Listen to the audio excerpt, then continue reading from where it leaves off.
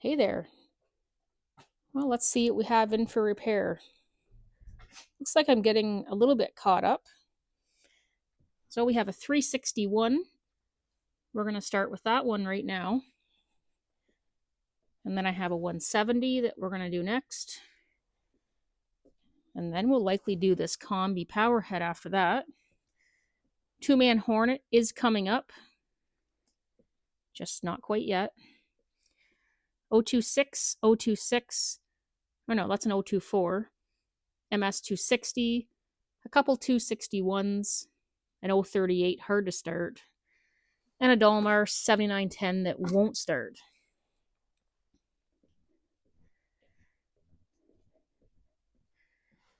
Eh, 361. Get on my workbench. Hi there. Welcome back to my workbench. My name is Erica, and I'm so glad that you're here. Today in the bench, we have a Stihl MS361. The customer who dropped this off said that the trigger is broken. And he said to check the running condition. So he said a few months ago, the saw wasn't running properly. So he ordered an aftermarket carburetor on Amazon and threw it on. And then after that, he said it was kind of boggy, low power. And then he said it kind of started to scream. And then the trigger broke, and that shut the whole thing down. He brought me the original carburetor. So aftermarket's on it, but we have this to look at. So this is a 59cc professional chainsaw. The new current model is called an MS362. You can still buy them, and in Canada, they are around $1,100.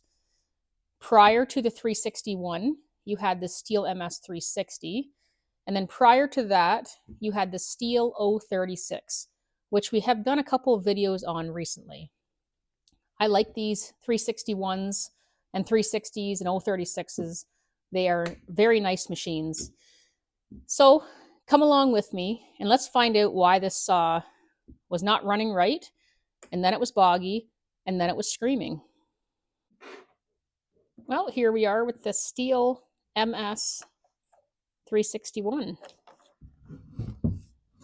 This chainsaw was born in 2008, and I believe this one was born in the USA. The serial number starts with a 2. I believe if it starts with a 1, I think that is German made. And if it starts with a 2, I believe that's USA made.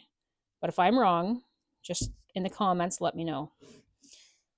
I would love to hear this thing run, but we can't hear it run with a broken trigger. So we're going to try to fix this, and then we'll check the fuel and hopefully take it outside and hear it run. Let me just pull this cover off.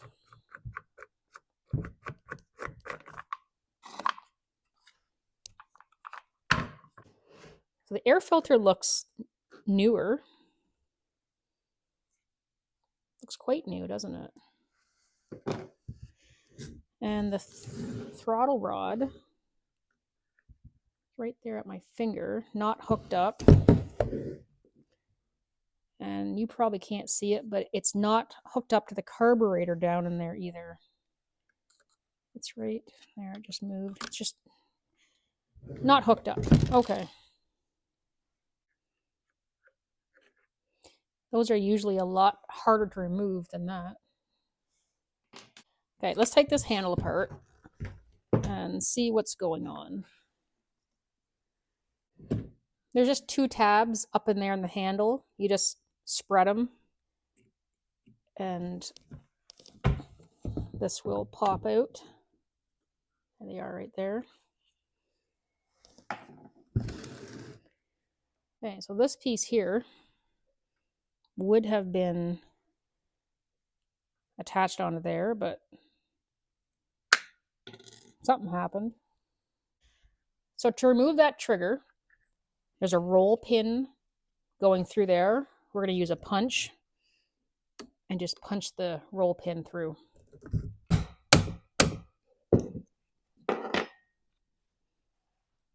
There's the pin.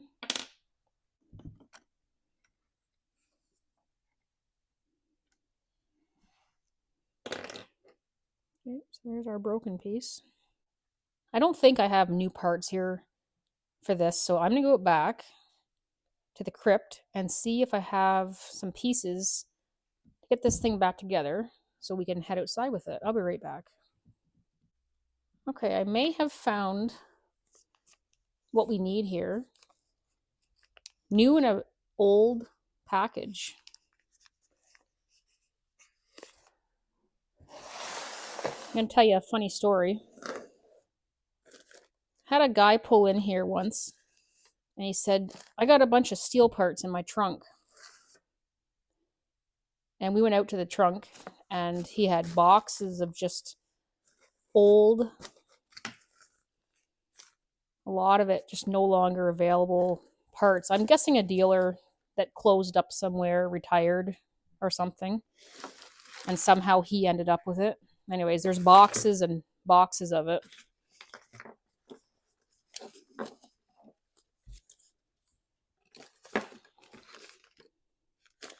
A lot of it you can't read anymore.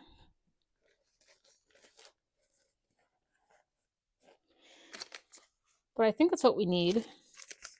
That part number is not available to order. It was like a set maybe they used to sell back then.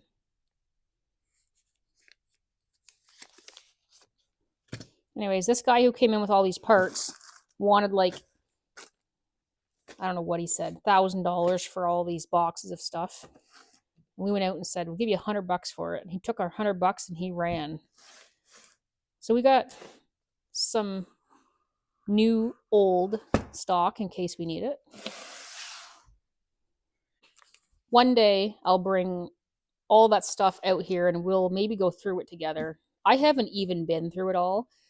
I do know though that there is a lot of stuff in there that I'll never ever use, like old trimmer stuff, old gaskets, just some of it I'll never need, but the odd little thing.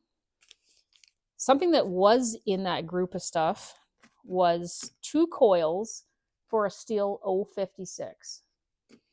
And I think they're not available new anymore to order, but I think they were quite pricey. So there was some neat stuff in it. And then there was a whole bunch of stuff that we'll never need. But that's okay. It's neat to go through, and we will go through it one day. So let's get back to this repair here.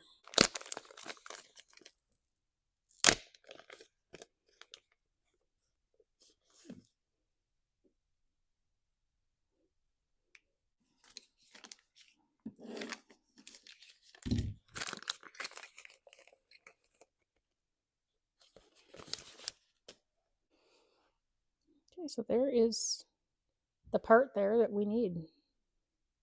Okay, so we've got our new part. Got that spring.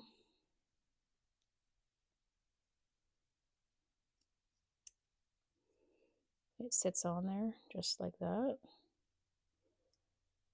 And then I'll put it back in there, and then I'll put the pin back through.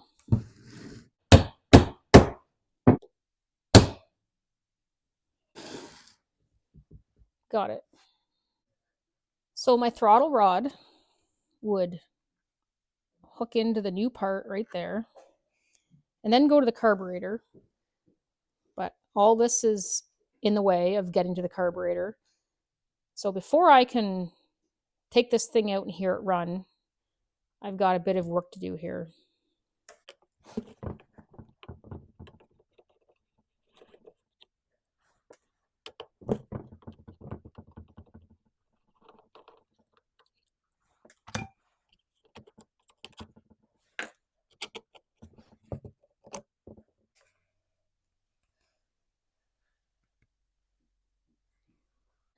Now let's reinstall this throttle rod.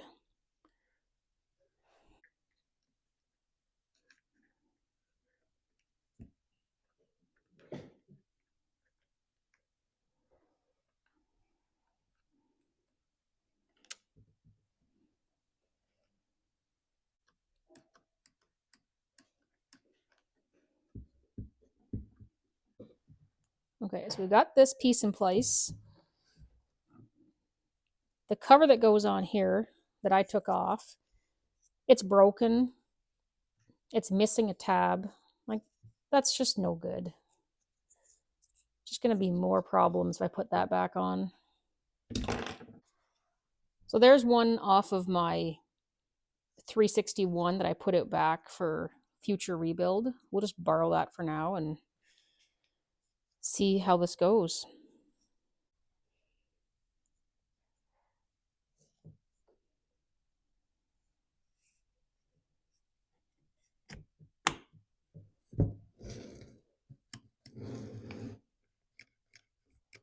There, I think we got it.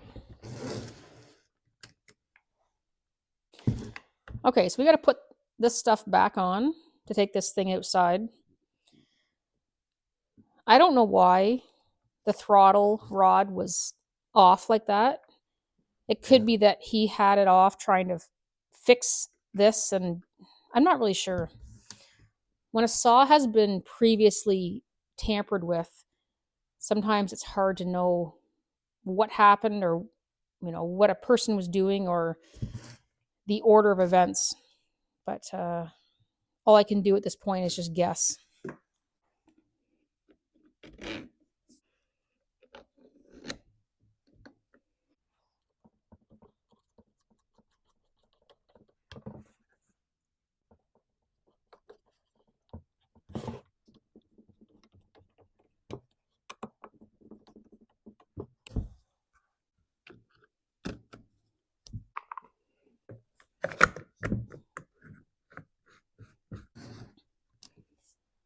Okay, so all we've done so far now is we have replaced the broken piece and hooked the throttle rod back up.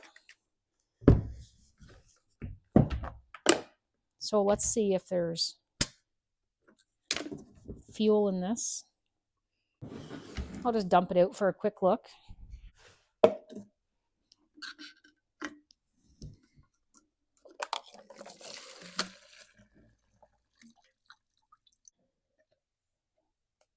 I don't see any water in it. Bit of dirt.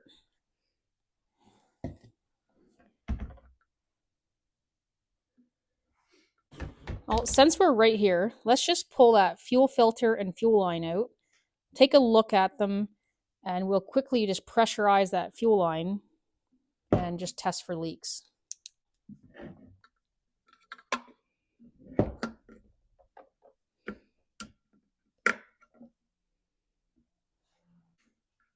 Okay, so there's our fuel filter, and that is a Stihl fuel filter. It says Stihl on it, and it also says, you probably won't be able to see that, Kufner. Now this fuel line, any fuel line I have ever seen that is a Stihl OEM fuel line, has a little S right up in here on the rim, but I don't see that on this one. So I'm wondering if this is an aftermarket fuel line, but an OEM fuel filter, maybe. I just went and grabbed a fuel line out of something else. See that little Stihl S right there?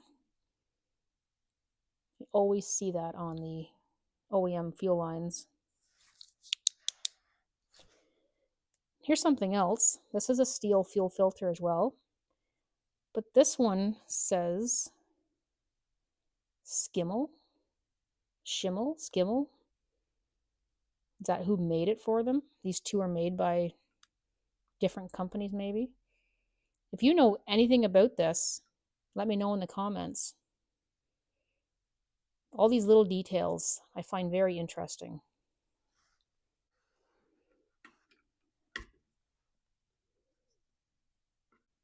I don't want to wreck that fuel line, but it's very stuck on that fuel filter.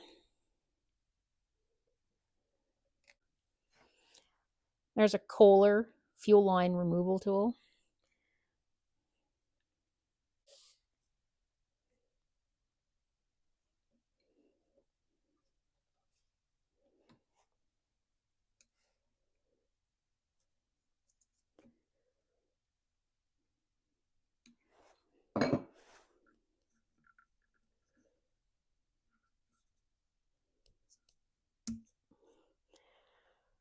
Wow.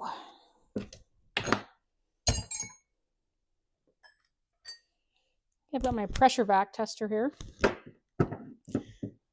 Going to hook up to that fuel line, and then we will put pressure to it and see if there's any leaks.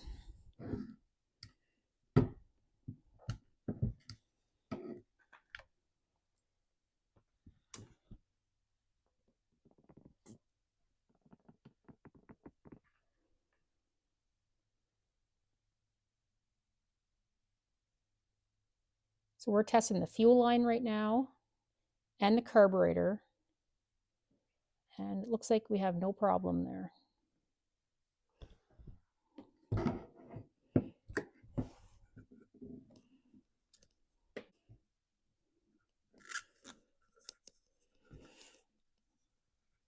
You know, that fuel line is definitely some kind of aftermarket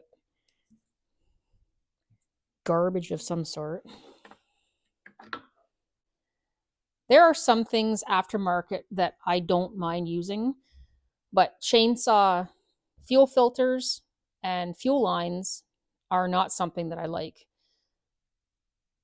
Whatever material they've made that out of is it's just not good.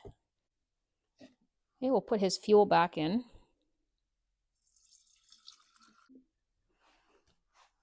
And we caught a bit of dirt and hair.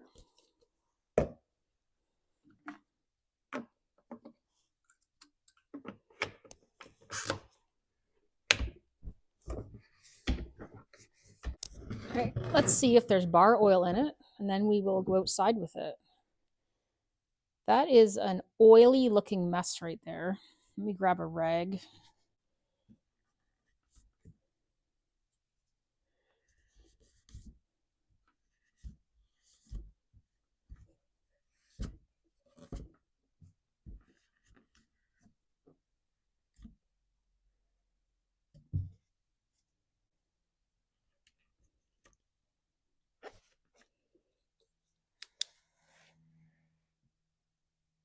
I'm not sure that's bar oil in there.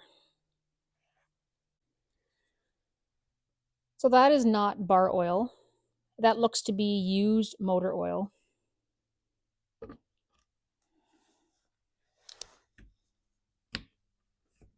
So that makes sense, I guess, why he comes in and buys bars and chains quite often. I didn't realize that he didn't run bar oil. Okay.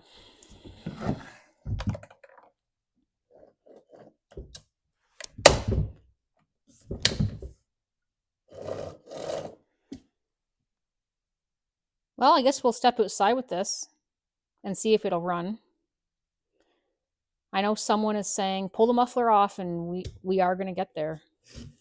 We're going to get to the bottom of this. I'll see you outside.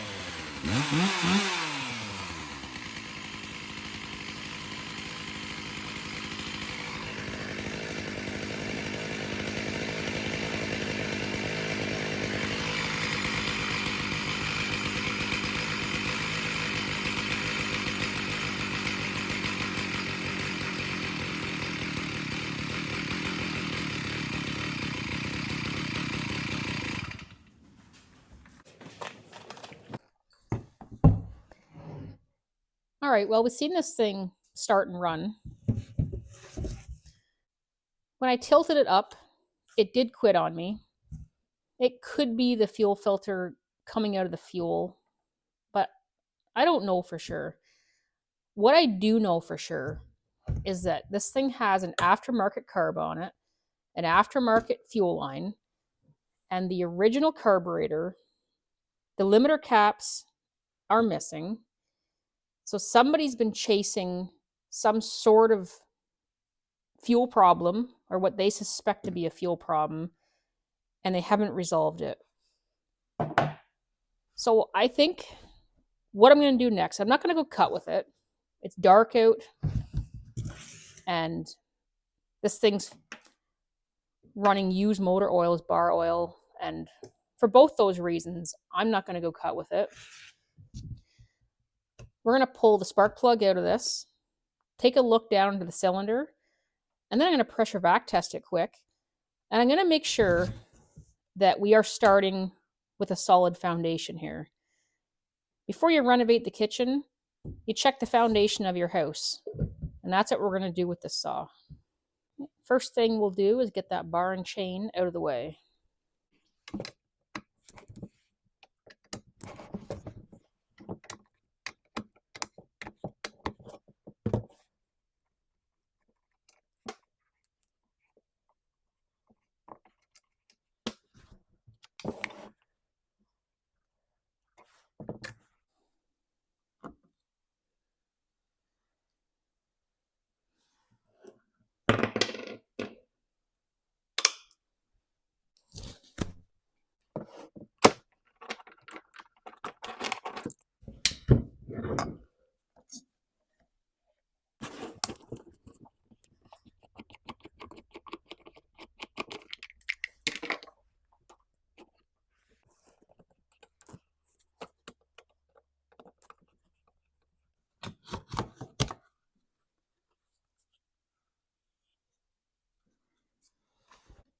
All right, let's pull that plug out and take a peek.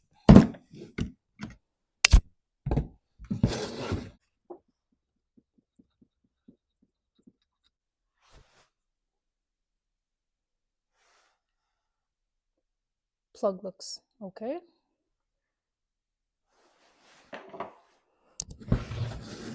I'll grab my camera and we'll take a quick peek down the hole.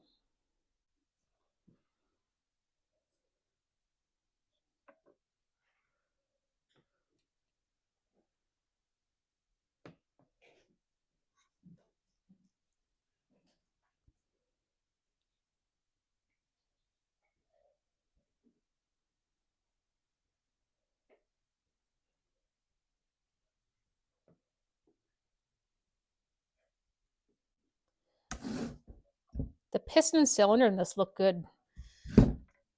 When I first heard that there had been an aftermarket carb put on this, and then the bogging and screaming conditions, I was a bit concerned about what we would find in here, but that looks fine. Let's do a quick compression test.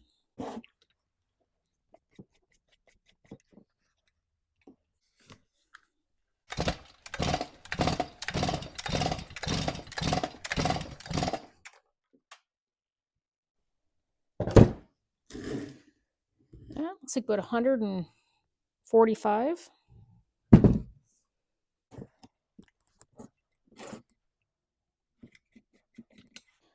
Well, let's go ahead and pressure vac test this thing. Get that fuel out of there.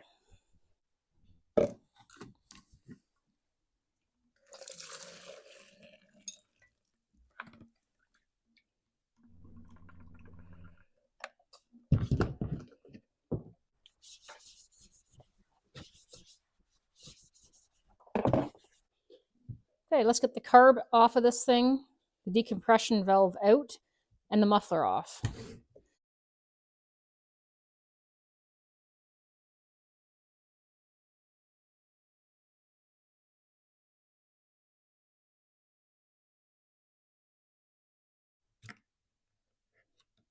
I'm going to disconnect the throttle rod off the carburetor. It is disconnected there, you can see it. Fuel lines on this side. Just going to push it off and pull the carb off at the same time.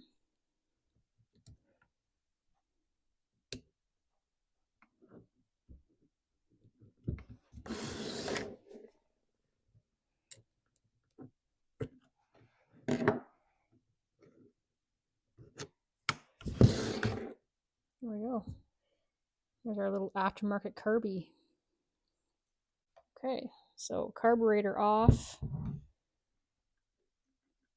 The little Stihl emblem, the little S will be on this side too. I don't see it there.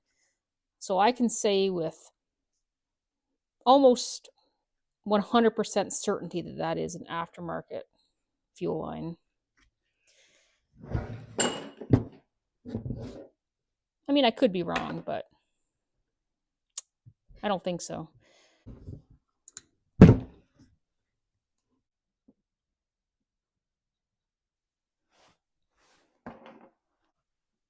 And we'll put a plug in.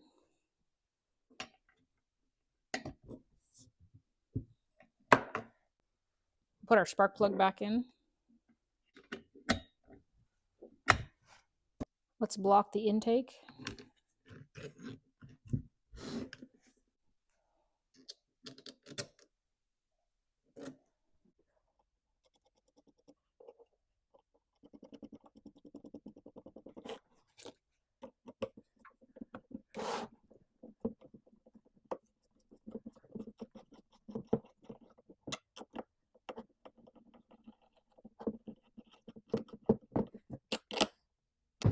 So the intake and the impulse are blocked off. Spark plug's back in, decompression plug is in. Pull that muffler off, block the exhaust, and get on with our test.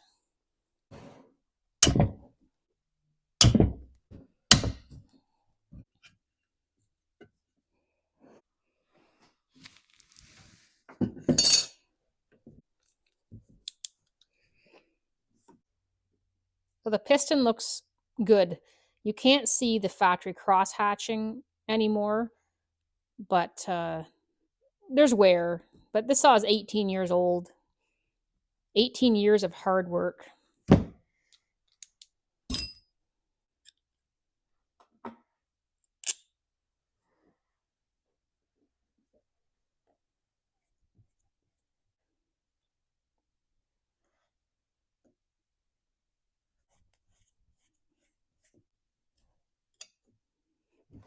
I know this thing is dirty, but once we've determined it's tight, a good time to clean it up is when everything is sealed off like this. Well, let me grab my pressure vac tester and we'll find out. I've got my pressure vac tester here. Bought this from Stihl. The piston is bottom dead center. I'm going to remember today to check my tool first.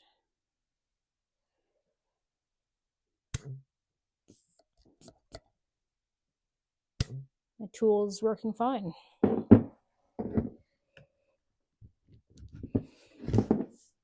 Well, what do you think? Do we have a tight saw here? I hope so. We're going to pull vacuum first.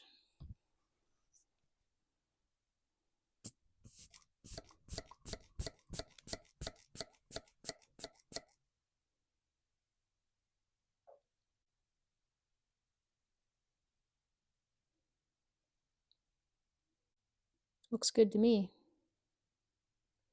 Okay, well, we're holding vacuum steady. I'm going to just wiggle the flywheel a little bit. sometimes you can have a leak that doesn't want to show itself.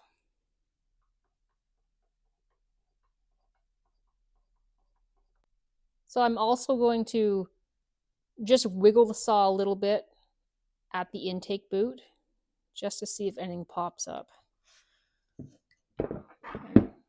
So we're going to watch that gauge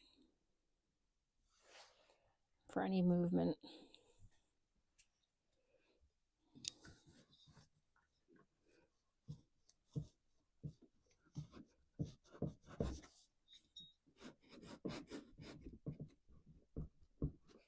Anything? No, looks like it's holding.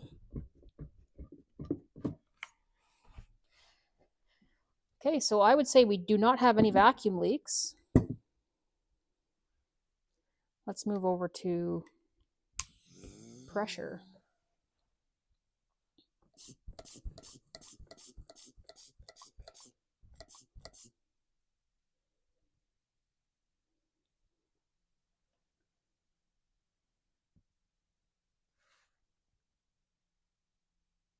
Looks good. Same thing again. I'll just wiggle the saw a little bit.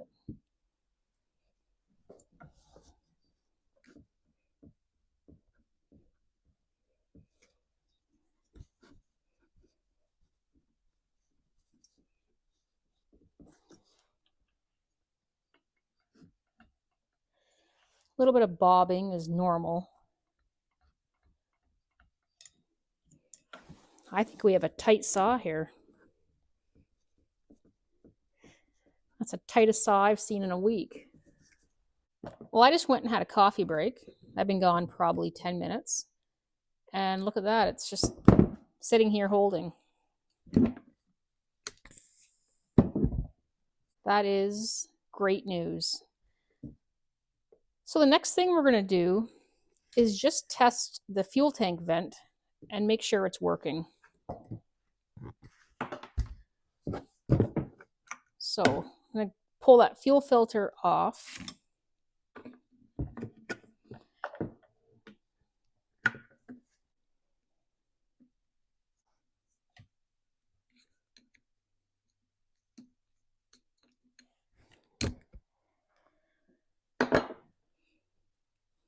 The reason I take that off is because there's usually fuel in them, and I don't want to suck fuel up into my tester. The testers don't like that. If you don't want to wreck your tester, do not suck fuel up into it. These are expensive tools, and I may have wrecked more than one of these. So fuel line's in there without a filter on it. Put the cap back on. So I'm going to hook up to the fuel line. I'm going to pull vacuum, and we'll just make sure that the tank vent is working. So I'm going to use my tester for this. And I've just got a little fitting I'm going to use here.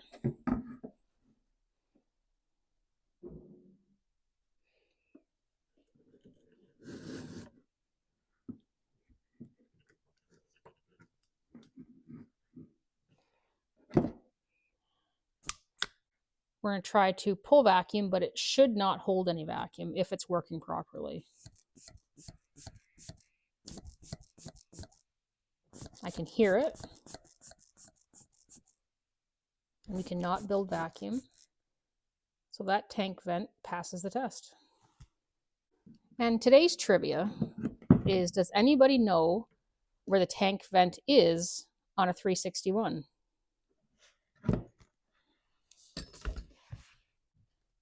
Do you see the tank vent anywhere? Where is it? On the 361, they hid it behind that little white cover right there. So this 361 has passed every test I've put it through. We have a solid foundation here to work with. I'm going to pull all my pressure vac tools off of this thing, and then we're going to move on to the fuel system. I pulled the decompression plug out, and I put the decompression valve back in. But before I pull the rest of this stuff off, I suppose I should go give this saw a really good cleaning up. Even though the customer is probably not really interested in a saw cleaning, he's going to get one. In behind this recoil is a lot of dirt. And yes, he knows that's broken, but he doesn't want to fix that. So let's pull this recoil off and go for a little mini spa treatment.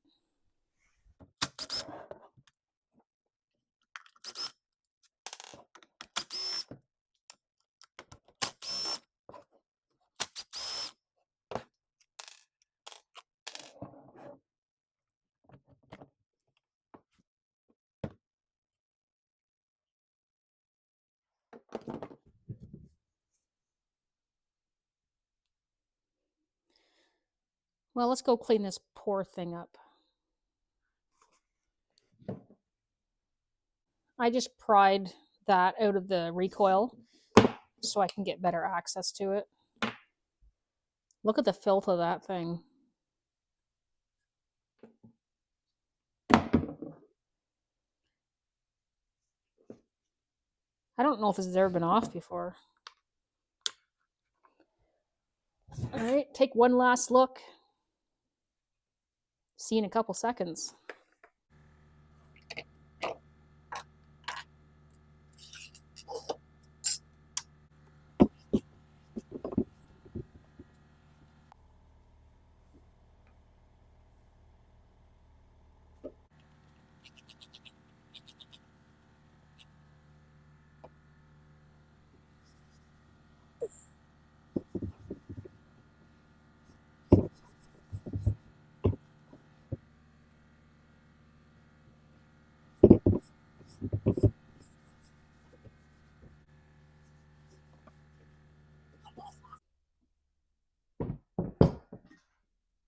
Well, we're back from a little cleanup. It didn't get the full spa treatment.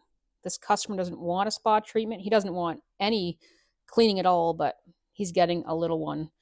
The first thing I'm going to do right now is I'm going to drain that used motor oil out of the saw, flush that tank out, because this thing is dripping nasty old oil all over my table, and I don't like it.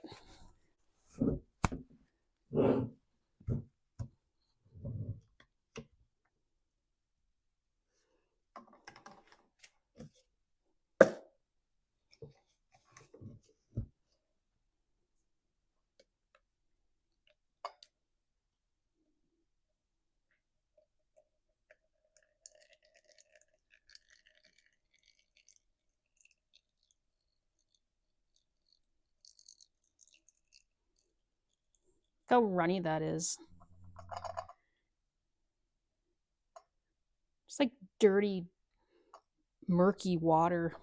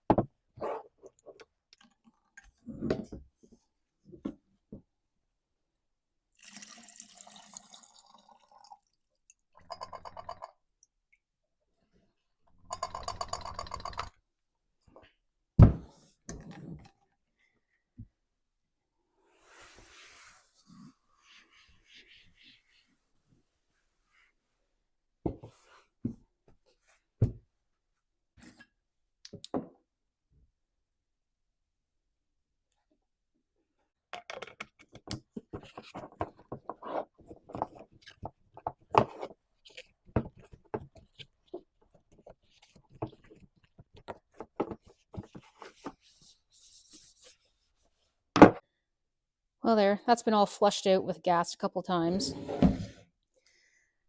Normal practice is that I would refuse the saw, tell him to go home with it, clean this mess up, and then bring me the saw back when it's in suitable condition for service.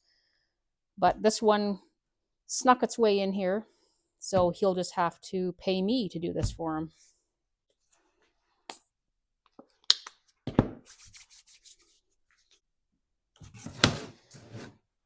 I'll take all my tools off of this thing, and then we will move on to the fuel system.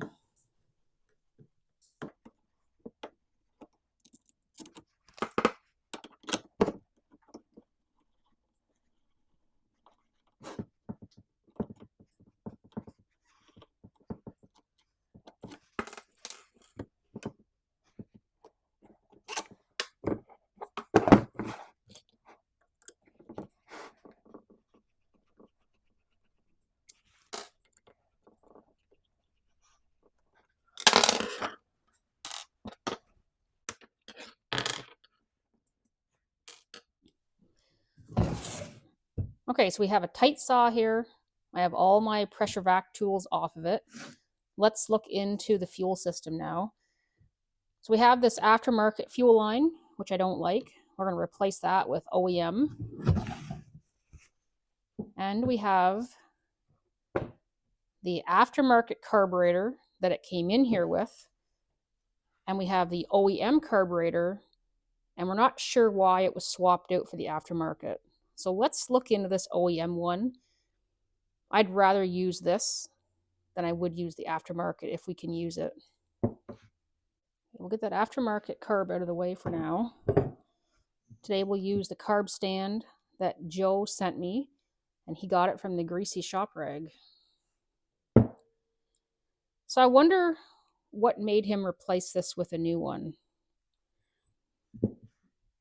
Grab my pressure vac tester here.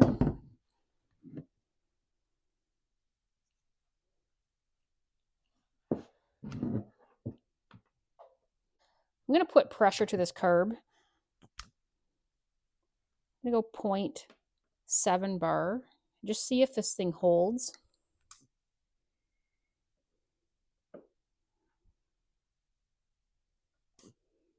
And it does not.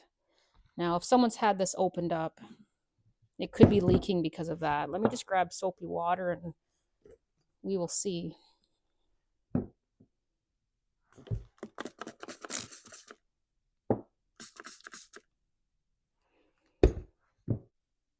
It is leaking on the pump side. So someone's had this off. So we won't be able to tell if the needle and seat are leaking. Let's take the diaphragm side off and see if there's any bubbles coming up from the needle and seat.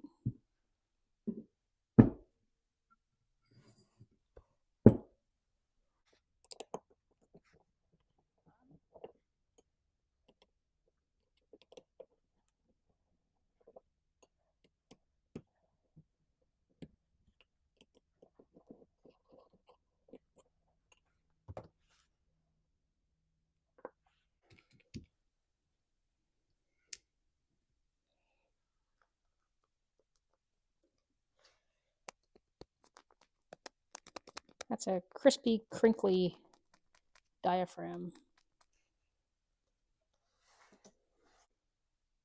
It looks good in there. I don't see any green, no corrosion, no rust.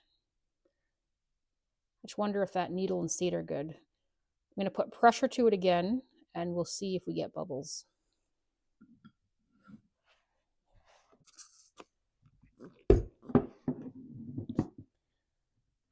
So we're looking for bubbles.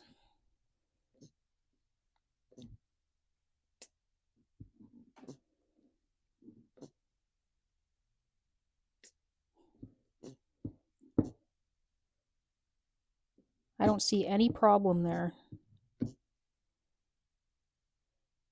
Now, if this If this needle and seat had leaked, sometimes people will replace the carburetor for that reason. So I kind of expected that's what we would find, but that's not what we're finding.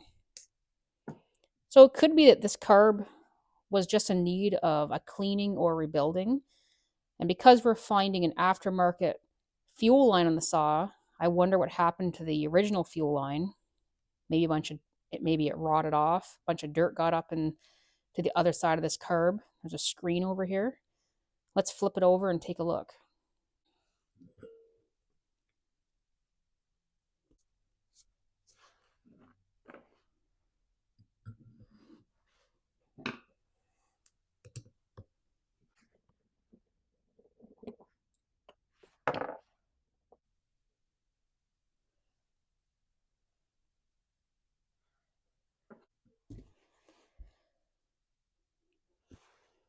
So the screen in that is clean. Now, whether someone cleaned it or it came off the saw like this, we don't know because someone's already been into it. Now, the pump diaphragm is distorted. You can see that. This carburetor was probably just in need of a fresh rebuild after 18 years of running. But I guess instead of rebuilding it, they just decided to throw an aftermarket carb on it. So I'm going to go ahead and rebuild the OEM carburetor, and we're going to put it back on. I did check the carb settings. The high jet is out 1.5 turns, and the low jet is out 3/4 of a turn. I'm going to get this thing cleaned up and rebuild it.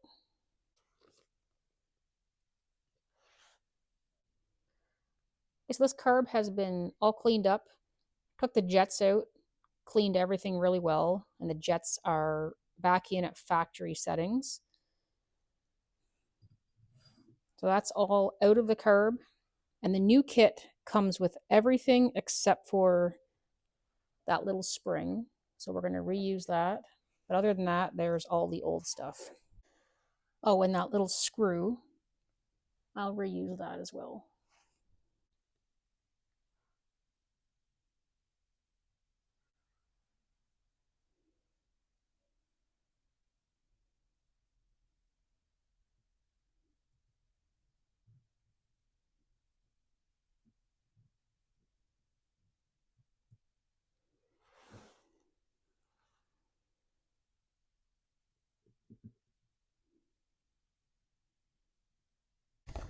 A bunch of you guys told me about the proper screwdriver, so I ordered that kit of them, and this works much, much better. Thanks to all of you that recommended that.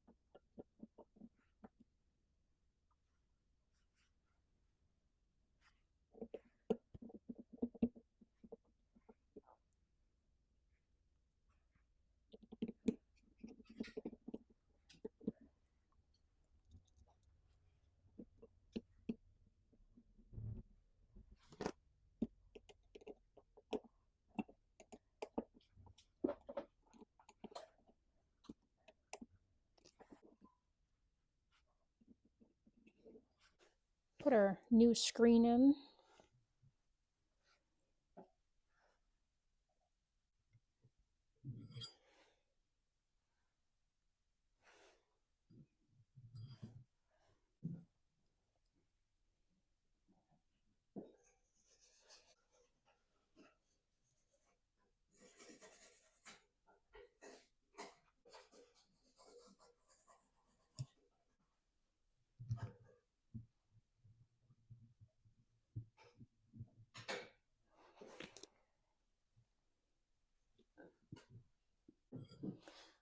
Okay, that carburetor is all back together. I'm going to grab my pressure vac tester and we'll test it one more time. Just make sure it holds pressure.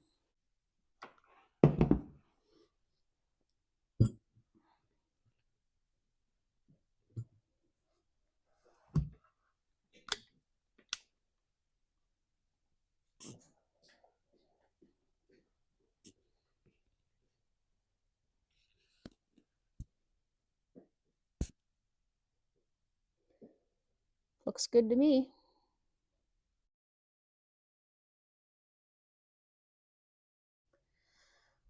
Okay, let's move our carburetor off to the side. It is ready to go. And we are going to pull that aftermarket fuel line out of there. Got to pull the fuel filter off. And we'll put an OEM fuel line in it. This little tool, I've been asked about this many, many times in the comments. I never had the part number on me because it doesn't have a part number on it. So I just went and looked it up. So I call it a fuel line grabber. Stihl calls it an assembly hook. And there's your part number.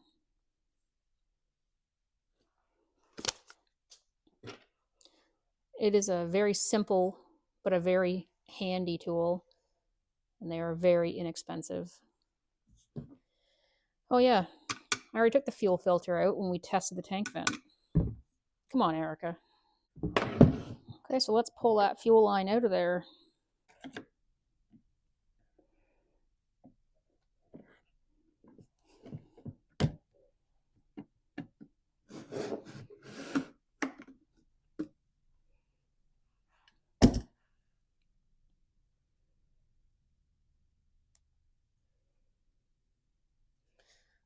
The material feels different than the Stihl fuel line.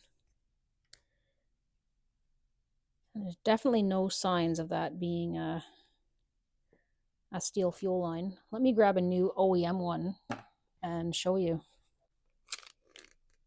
There's the part number. And there it is, OEM from Stihl.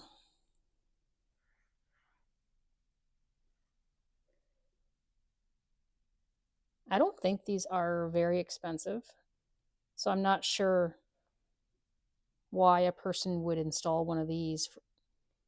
You know, we might be talking about like a couple dollars or something, but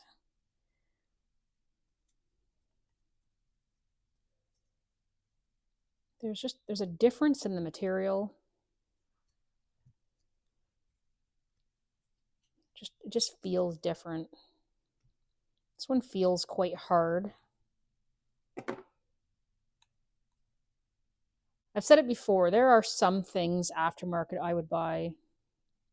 You know, with lots of lawnmower parts that we buy aftermarket, blades and belts and stuff, but there are certain things that I would not recommend aftermarket, especially when it comes to two-stroke equipment.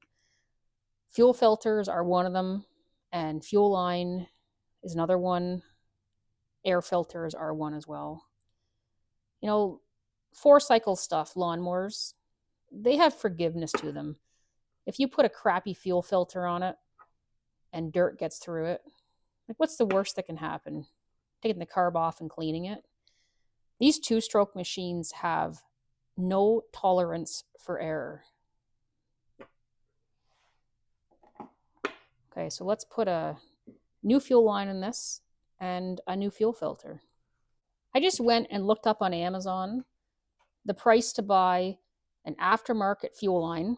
So I can order this right now and it would cost me $12. And I went and looked up the price on this OEM fuel line and it is under $10. So aftermarket is more expensive than OEM from your dealer. I'm going to show you something neat here. Here's my two fuel lines. Aftermarket and the new OEM. I put a fuel filter on both of them. Both fuel filters weigh the same. I'm holding them both where they mount in the top of the fuel tank. Now look at the way these two hang. I said a few minutes ago that the aftermarket fuel line, the material feels different. It feels harder, stiffer. The OEM line has more flex to it. I took this saw outside earlier, tilted it up, and the saw quit on me. Is there a chance that this aftermarket fuel line is holding that fuel filter out of the fuel? There's a visible, clear difference here in these two fuel lines. See that? Pay more for aftermarket, and that might be causing some of his problem here.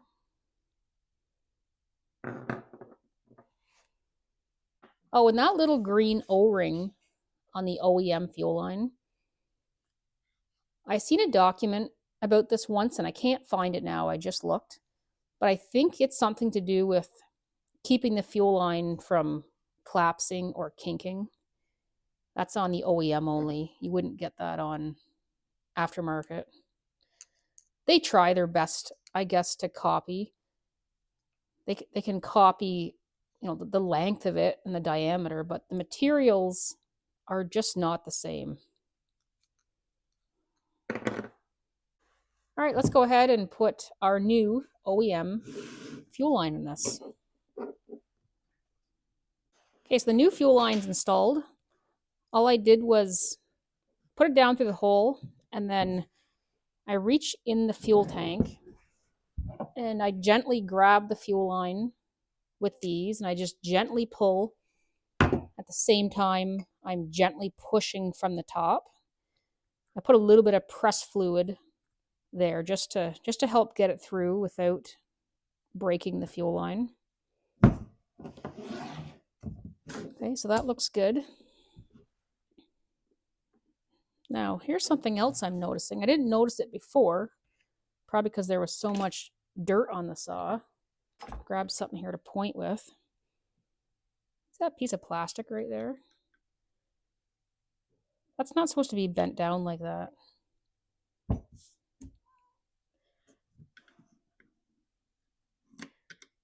It's supposed to be, huh.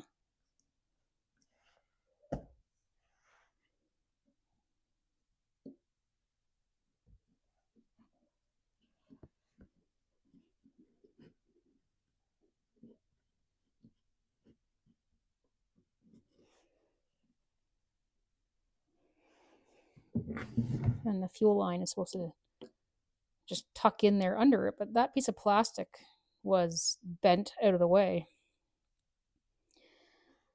And then that little green O-ring we were just talking about, put it right there.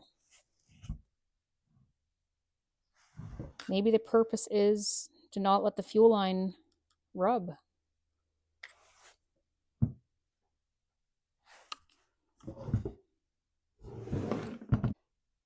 Here's the aftermarket fuel line.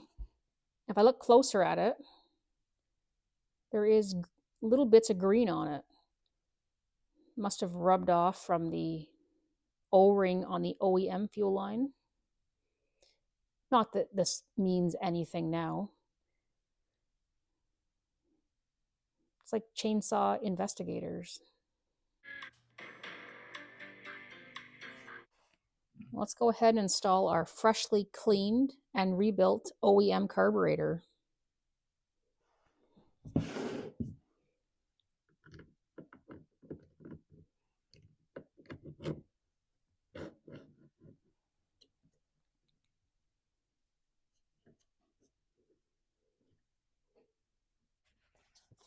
Let's put the muffler back on.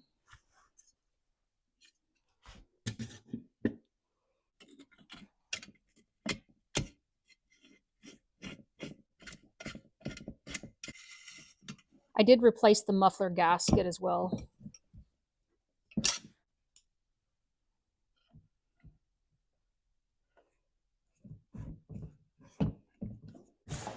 Okay, muffler's reattached.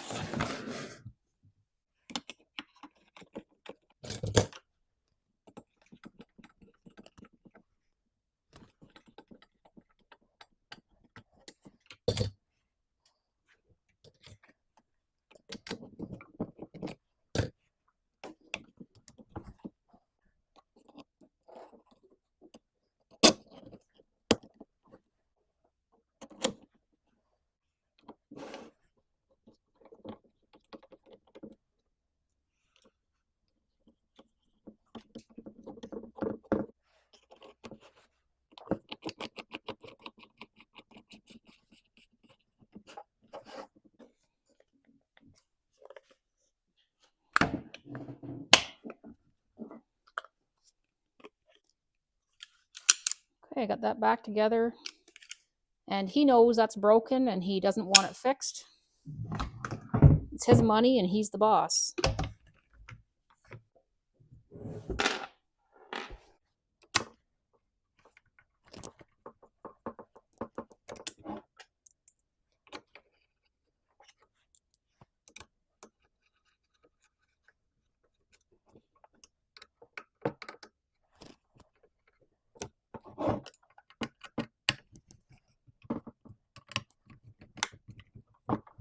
Let's put a new fuel filter on that new fuel line.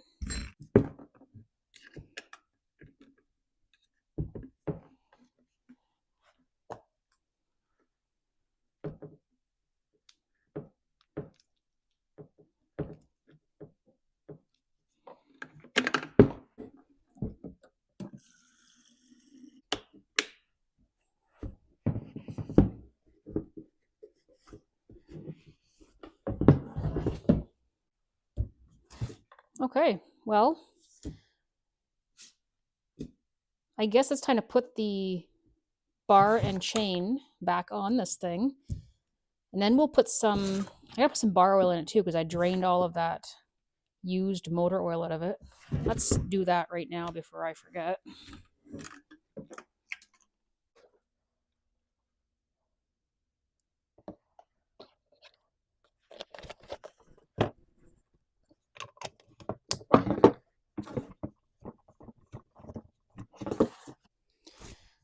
So before we put the bar and chain back on this, I wouldn't mind taking 2 minutes and dissecting this aftermarket carb real quickly.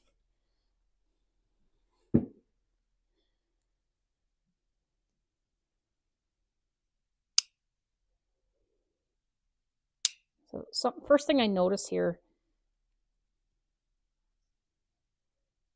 is that getting caught on the pump cover, holding it wide open.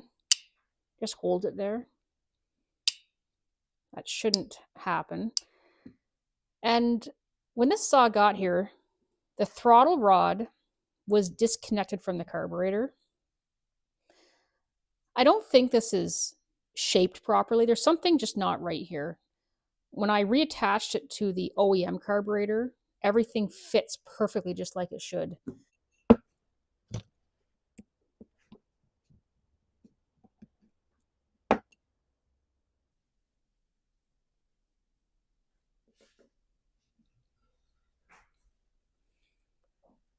That screen isn't installed. Look at that. Just jammed in there sideways. I wonder if that's factory.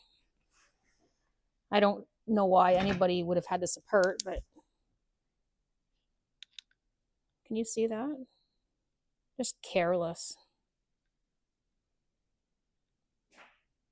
There's a gap right there to let dirt through.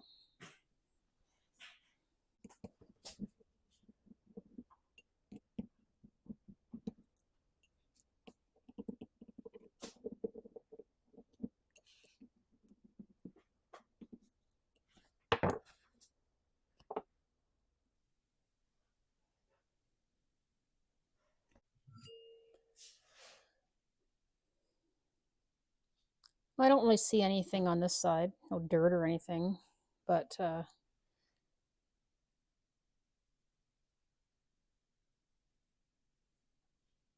don't know if you can reuse, rebuild, and reuse your OEM carburetors, you're better off to do that than you are to do this. Like for chainsaws, that OEM carburetor is way, way better than this thing would ever be.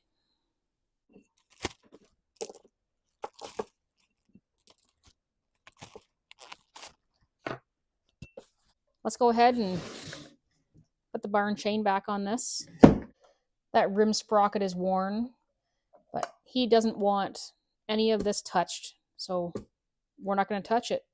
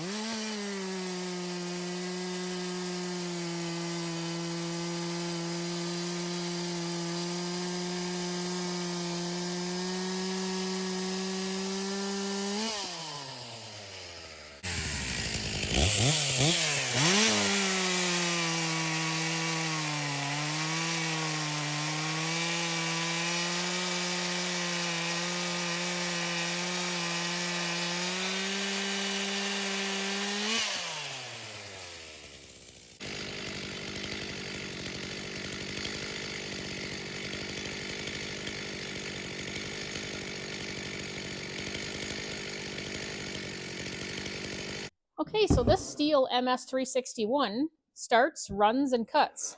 When the customer dropped this chainsaw off, he said the trigger was broken and that it had a running condition. So he had put an aftermarket carb on it, but the condition didn't get better.